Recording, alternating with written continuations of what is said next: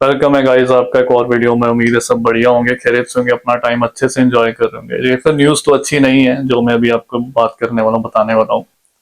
और आपने title already देख ही लिया है कि मैं क्या बात करूंगा। और इसका ना आगे वीजे पे क्या इम्पैक्ट पड़ेगा, क्योंकि आगे जो लीगल वे में अप्लाई करते हैं स्टूडेंट वीजा, स्पॉन्सरशिप वाला वीजा है ना, उस पर भी इम्पैक्ट पड़ेगा इसका नेगेटिव।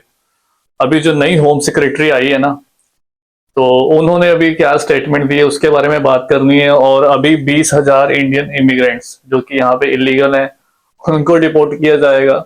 भाई मैंने आपको पिछली वीडियो में क्या बोला था कि मतलब ना एक चीज मेरे को गलत लगती है यहाँ पे, कि इंडिया को क्यों टारगेट करा जाता है।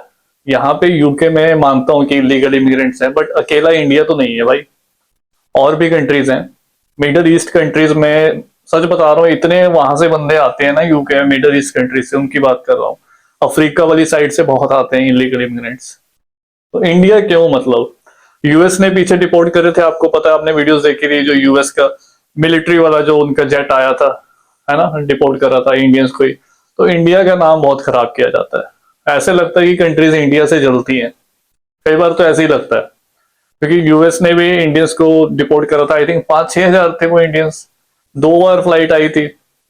और अभी यहाँ पे तो 20,000 का नंबर इन्होंने बोला है।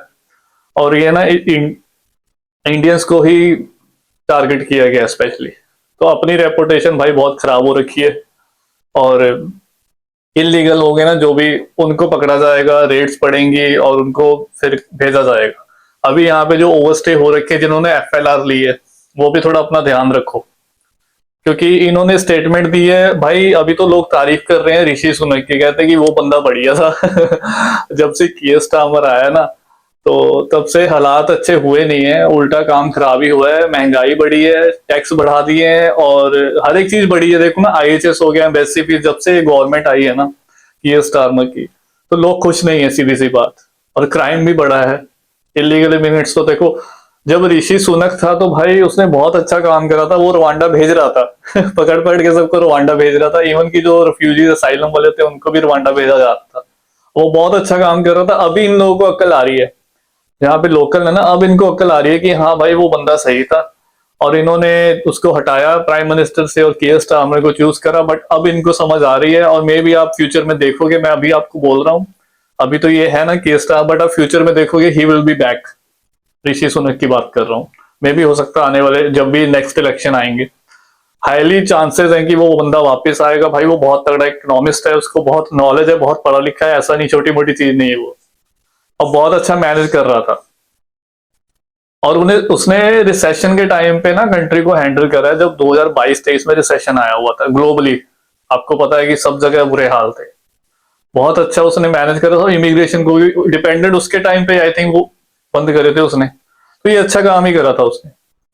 तो जब से ये गवर्नमेंट आई है ना, तो काम अच्छा हो नहीं रहा है। और अभी स्पेशली जो शबाना महमूद, आई थिंक यही नाम है होम सेक्रेटरी का, शबा, आप चेक कर लेना online, Shabana Mahmood I think यही नाम है उसका। तो अभी वो नई नई बनी है, और उसने तो स्टेटमेंट दे दी है कि अगर इंडियन गवर्नमेंट नहीं एक्सेप्ट करती है, क्योंकि क्या है कि जो इलीगल इमिग्रेंट्स कैसे होते हैं मैं आपको बताता हूँ। देखो इनके पास ना पासपोर्ट भी नहीं होता है, सच बता रहा हूँ। क्योंकि पासपोर्ट होगा तो पकड़ के वापस भेज देंगे, है ना, पता लग जाए किस कंट्री का। वो यहाँ पे जो ऐसे हो जाते हैं ना, वो पासपोर्ट वगैरह अपना खत्म कर देते हैं। वो इलीगली, उनका पता नहीं लगता, फिर आइडेंटिटी कैसे पता लगेगी। जो पुराने आ रखे हैं उनकी बात कर रहा हूँ, जिनके पास कोई पेपर नहीं है। और यूके में ना 20,000 ही नहीं है भाई, मैं सच बता रहा हूँ। यहाँ पे इतनी जनता मतलब बिना पेपर्स के बैठी हुई है ना, मतलब ये लगाओ कि मैं अब नंबर कैसे बताऊं आपको। भाई लाखों में है वो नंबर, लाखों में वो नंबर है, इतनी जनता है। आप खुद और समझ लो। मेरे को स्टूडेंट पूछते हैं पाजी कैश इन हैंड जॉब का कोई इश्यू तो नहीं होगा, ये इलीगल मानी जाती है, उसके बारे में भी मैंने आपको बताना है। बाकी इनटेक देखो चल रहा है, जनवरी इनटेक की एप्लीकेशन ऑलरेडी खुल चुकी है, अगर आप मेरे थ्रू अप्लाई करना चाहते हो। मेरे पास कुछ यूनिवर्सिटीज हैं, आपका अच्छे बजट में हो जाएगा। अगर आपका बजट कम है, 11,800 पाउंड फीस है 1 ईयर मास्टर की। और कुछ एक दो यूनिवर्सिटी ऐसी भी है जिनमें 13-14 हजार तक है। क्योंकि भाई सब मिडिल क्लास फैमिली से बिलोंग करते हैं, और किसी के पास इतना पैसा है नहीं कि आप आओ स्टडी करो, और इतना इन्वेस्ट करने का फायदा नहीं है। अभी मेरा एक स्टूडेंट है, ठीक है, अब मैं बता देता हूँ यूनिवर्सिटी का। उसने मेरे को जो बताया मैं आपको बता देता हूँ, ठीक है, सोशल मीडिया पे मैं नहीं डरता मैं बता रहा हूँ आपको। तो बंदे ने ऑक्सफोर्ड से डिग्री करी, उसको फेल कर दिया। 18 से 20 हजार पाउंड है ऑक्सफोर्ड ब्रुक्स, बहुत फेमस यूनिवर्सिटी, नाम ही मतलब बहुत फेमस है ना, नाम बड़े हैं दर्शन छोटे हैं। और उन्होंने क्लास उड़ा दी। और जितने स्टूडेंट हैं भाई, मेजोरिटी में स्टूडेंट्स को क्या मिल गया, पीजी डिप्लोमा। अब मेरे पास प्रूफ है इसका, उसने मेरे को अपना डिप्लोमा भेजा, पाजी अब मैं दोबारा मास्टर करना चाहता हूँ, क्योंकि अब पीएसडब्ल्यू नहीं मिलेगा। तो भाई मैं इसलिए बोलता हूँ कि यूनिवर्सिटी पिक करने से पहले बात कर लो, एडवाइस ले लो, आंखें बंद करके। रिव्यू आप ऑनलाइन देख रहे हो ना भाई, ऑनलाइन जो दिख रहा है ना वो रियलिटी नहीं है। स्टूडेंट क्या करते हैं कि ऑनलाइन वेबसाइट पे जाके रिव्यूज देख रहे हैं, ये देख रहे हैं। भाई कुछ बता रहा हूँ, मैं सच बता रहा हूँ आपको, जो आप कुछ भी देख रहे हो ना ये सब चीजें, वो नहीं है, काम की नहीं है वो। ना रैंकिंग मैटर करती है। जो मेन ग्राउंड पे बंदे हैं, जो यहाँ पे स्टूडेंट है ना, उनका फीडबैक बहुत इंपॉर्टेंट है, क्योंकि वो प्रैक्टिकल चीजें उन्होंने ऑब्जर्व करी हैं। प्रोफेसर्स कैसे हैं, उनका जो एडमिशन एडमिशन वाला डिपार्टमेंट है, एडमिन डिपार्टमेंट कैसा है, इंटरनेशनल डिपार्टमेंट कैसा है, मतलब वो कैसे बात करते हैं। अब कुछ यूनिवर्सिटीज ऐसी ईमेल्स का रिप्लाई नहीं करती हैं, और आप ऑनलाइन इंडिया में देख के आ रहे हो। तो इसलिए जो मैं आपको यूनिवर्सिटी सजेस्ट करता हूँ ना, मैं कोई अपना मतलब मुझे उसका कोई आइडिया नहीं है, मुझे स्टूडेंट्स बताते हैं कि पाजी ये यूनिवर्सिटी का ये सीन है, ये यूनिवर्सिटी का ये सीन है, उसके अकॉर्डिंग मैं आपको रिकमेंड करता हूँ यूनिवर्सिटी। तो आप अपने दिमाग के घोड़े मत दौड़ाओ, बाद में आके आप रिग्रेट करोगे, फिर आप मेरे को बोलोगे पाजी आप ठीक कहते थे। लड़कों का लड़कियों का यही सीन है, 1 महीने बाद आप फिर बाद में रिग्रेट करते हो, और जब सेमेस्टर का रिजल्ट आएगा फेल हो गए, फिर तो और लगे जाएंगे, क्योंकि आपको पीएसडब्ल्यू तब मिलेगा जब आपकी डिग्री पास होगी। अगर उसमें से फेल हो गए तो काम खराब हो जाएगा। तो मेरे साथ भी डिस्कस कर सकते हो आप, मैंने लिंक आपको सब दे रखे हैं, डिस्क्रिप्शन में नजर मारोगे आप। कुछ तो कहते हैं पाजी आपको कैसे कांटेक्ट करें, भाई डिस्क्रिप्शन देख लो, सब दिया हुआ है वहां पे। मेरे साथ पर्सनली भी आप बात कर सकते हो। आप अगर आपने एप्लीकेशन करवानी है यूके के लिए, तो वो भी मैंने आपको फॉर्म दे रखा है, स्टूडेंट वीजा एप्लीकेशन। बहुत सिंपल स्टेप्स है भाई, वहां पे डॉक्यूमेंट्स अपलोड कर दो। वो भी आपको नहीं आता है तो मैंने ईमेल आईडी दे रखी है, वहां पे आप मेरे को भेज दो। इंस्टाग्राम पे आप मेरे को फॉलो कर सकते हो, वहां पे जाके अपना देख सकते हो, कुछ देखना है तो। काफी स्टूडेंट्स के एडमिशन करवाए हुए, बट इंस्टा पे मेरे को मैसेज मत करना, मैं ऐसे ही बोल दूंगी, मैं आपको रिप्लाई करूंगा। और हाय हेलो मत लिख के भेजा करो, डायरेक्ट अपनी क्वेरी लिखा करो, जो भी आप पूछना चाहते हो। इंस्टा पे मैं संडे को सैटरडे को वो भी रात के टाइम बैठा फ्री होता हूँ, तो देख लेता हूँ भाई क्या क्या मैसेज आए हुए। नहीं, टाइम नहीं लगता है। और अभी तो ऐसी ऐसी न्यूज आ रही है, तो अभी तो इधर ही ज्यादा ध्यान है। तो मेरे से आप बात कर सकते हो, किसी ने अगर मेरे साथ बात करनी है तो आपका बेनिफिट ही रहेगा उसमें, ठीक है। बाद में 15-16 लाख आप यूनिवर्सिटी को दे रहे हो, 20 लाख आप दे रहे हो, और मेरे साथ बात करने में आपको प्रॉब्लम हो रही है, ठीक है। थोड़ा सोचो इसको, बाद में रिग्रेट ना हो, क्योंकि मेरे साथ तो पर्सनल एक्सपीरियंस होता है स्टूडेंट्स का, तो बताते हैं वो, फिर उसका कोई फायदा नहीं है ना जब देर हो गई है बहुत ज्यादा। तो अभी स्टूडेंट्स पे तो देखो कोई इम्पैक्ट नहीं पड़ेगा, जो यहाँ पे जो एफएलआर पे है वो भी अपना ध्यान रखो कि भाई ओवरस्टे ना हो जाए। ओवरस्टे हो गई, आपके पास वीजा नहीं है, आपके पासपोर्ट पे अगर उन्होंने पकड़ के डिपोर्ट करेंगे ना, पासपोर्ट पे बैन भी लगा सकते हैं। और जो मिनिमम बैन लगता है ना भाई, वो 10 साल का लगता है। तो एफएलआर वालों भी अपना ध्यान रखो, try to get in a legal way. वो भी एक लीगल चीज रहती है, बट वो आपका जैसे एक्सपायर होने वाला है, कुछ करो, अपना वीजा स्टैंड करो या कंट्री लीव करो। अपने आप चले जाओगे वापस तो बेटर रहोगे, अदरवाइज ये पकड़ के करेंगे तो फिर वो ठप्पा लगा के भेजेंगे 10 साल का, और फिर बहुत मसले हो जाएंगे। मसले ऐसे हो जाएंगे, यूके का ही बैन लगा हुआ ना, आपको कोई कंट्री वीजा नहीं देगी, सच बता रहा हूँ।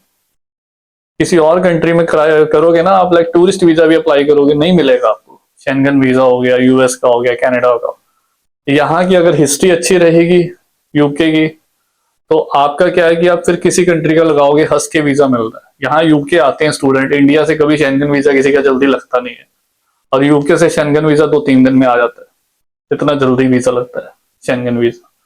यूके से आप कनाडा का, यूएस का टूरिस्ट वीजा लगाओ, देखो 10-10 साल के मल्टीपल वीजे मिलते हैं, वो बड़े आराम से। यूएस जो वीजे नहीं देता, यूएस की बात करूं इंडिया से, वो यूके से बहुत आराम से मिलते हैं, कनाडा का भी मिलता है। तो ये चल रहा है, और अभी बहुत ज्यादा स्ट्रिक्ट होने वाला है। और इंडिया का नाम खराब किया जाता है हर बार, मुझे नहीं पता क्यों इंडिया के पीछे पड़े हैं इंडियंस को ही, क्योंकि मैं ये मानता हूँ कि इलीगल तो भाई ऑल ओवर द वर्ल्ड जनता बहुत है, तो क्यों यहाँ पे इंडिया का क्यों नाम दिया गया कि 20,000 इंडियन इमिग्रेंट्स है जो इलीगल है, उनको डिपोर्ट किया जाएगा। अभी रेट वगैरह बढ़ेंगी, अपना ध्यान रखो। और जो कैश पे काम करते हैं उनके लिए मेरी एडवाइस ये है, आप कर रहे हो ठीक है, अच्छी बात है, बट अपने एम्प्लॉयर से बात कर लो कि उसका आपको पे स्लिप मिले। उनका अकाउंटेंट हो वो रिकॉर्ड में चढ़ाता हो आपका, क्योंकि कैश पे काम कर सकते हो, वो लीगल है, कोई दिक्कत नहीं है, वो लीगल नहीं होता। कई बार क्या है कि वो फिर आपको पे स्लिप देते हैं, ठीक है, अकाउंट में सैलरी नहीं आती, कैश में आती है, बट वो प्रूफ रहता है उनके पास, वो रिकॉर्ड होना चाहिए। ऐसा ना हो कि आपको कैश पे वो दे रहे हैं और उनका जो अकाउंटेंट है सीए आप उनके खाते में ही नहीं हो।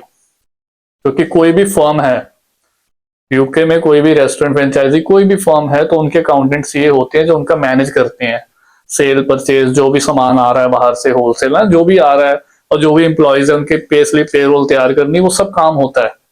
तो ऐसा ना हो कि आपका उसमें नाम ही नहीं है और एम्प्लॉयर आपका कोई शो नहीं कर रहा है, कल को रेड पड़ गई है, कुछ हो गया, चेकिंग हो गई है और आप निकले स्टूडेंट, तो लग जाएंगे बहुत तगड़े। और लग जाएंगे मतलब ज्यादा नहीं लगेंगे, वो भी मैं बताता हूँ क्या सीन होगा आपका।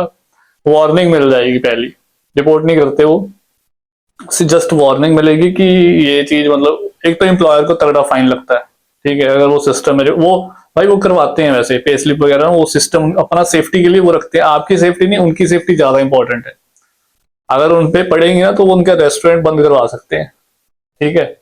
तो आप इतना टेंशन मत लो, बट फिर भी आप अपना भी अलर्ट रहो, उनको बता के रखो कि ऐसे ऐसे होना चाहिए आपके पास, आपको वार्निंग मिल जाएगी, आपको कोई दिक्कत नहीं है। बट उसका उसको भी खतरा रहता है, उसको फाइन भी लग सकता है बहुत तगड़ा, 10,000 का, 6,000, 5,000 पाउंड का, 10,000 नॉर्मल बता रहा हूँ, ये कितना फाइन लगता है। तो ये सब चीजों का ध्यान रखो। और अभी ये सब इमिग्रेशन रेट्स बढ़ेंगी, अपना ध्यान रखना, जो यहाँ पे लीगल बैठे हैं। मैं तो यही बोलूंगा कि अगर आपको लग रहा है तो आप खुद चले जाओगे तो बढ़िया रहोगे वापस, और जिनके पास पासपोर्ट नहीं हो तो भगवान आस रहे हैं।